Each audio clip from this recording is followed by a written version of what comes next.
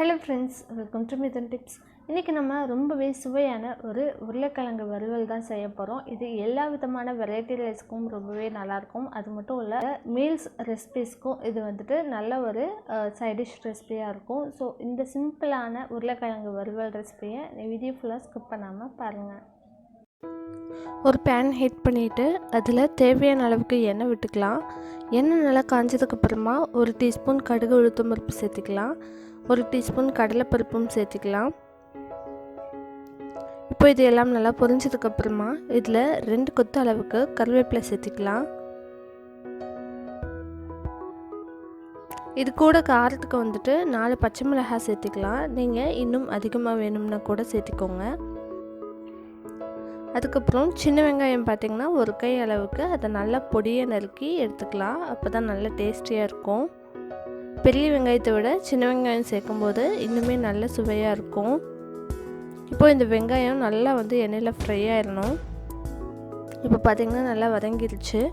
இந்த ஸ்டேஜில் நம்ம ஒரு 10 பல் பூண்டு இந்த மாதிரி துருவி சேர்த்துக்கலாம்.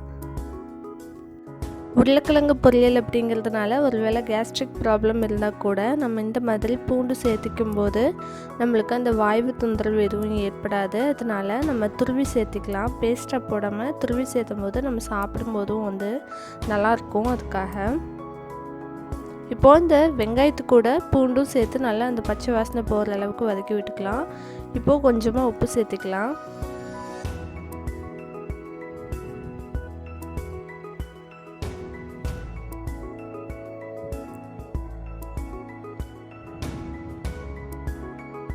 இப்போ இது கூட ஒரு 1/4 டீஸ்பூன் அளவுக்கு மஞ்சள் தூள் சேர்த்துக்கலாம். அதுக்கப்புறம் இது கூட ஒரு 1/2 டேபிள் ஸ்பூன் அளவுக்கு கரம் மசாலா எடுத்துக்கலாம். நல்ல வாசனைக்காக கரம் மசாலா மட்டும் சேர்த்துக்கலாம்.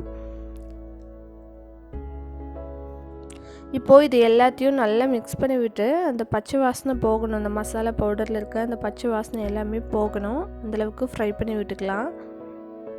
இப்போ பார்த்திங்கன்னா நல்லா ஃப்ரை ஆகிடுச்சு. எண்ணெயும் பிரிஞ்சு வந்துருச்சு. இந்த ஸ்டேஜில் நம்ம சின்ன சின்ன பீஸஸாக கட் பண்ணி வச்சுருக்கிற உருளைக்கிழங்கு சேர்த்துக்கலாம். நம்ம தோலோடவே சேர்த்துக்கலாம்.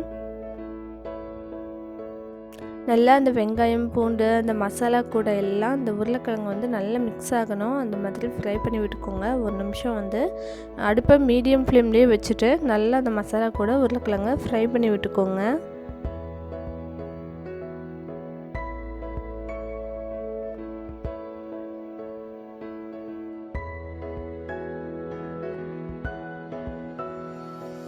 உருளைக்கிழங்கு நல்லா இந்த மசாலா கூட ஃப்ரை ஆயிடுச்சு. ஒரு நிமிஷம் கழித்து இப்போது இந்த உருளைக்கிழங்கு நம்ம கட் பண்ணி போட்டது ஃபுல்லாக மூழ்கிற அளவுக்கு தண்ணி சேர்த்திக்கலாம்.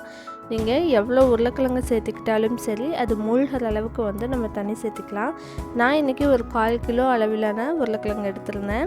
அதுக்கப்புறம் நம்ம ஏற்கனவே உப்பு சேர்த்திருந்தோம். ஆனால் பாதி உப்பு தான் சேர்த்திருந்தோம். இப்போது மீத உப்பையும் சேர்த்திடலாம். சேர்த்துட்டு மூடி வச்சு குக் பண்ணிக்கோங்க. மறுபடியும் ஒரு தடவை இடையில எடுத்து நல்லா அடிப்பிடிச்சிடாமல் கிளறி விட்டுட்டு மறுபடியும் மூடி வச்சுக்கோங்க.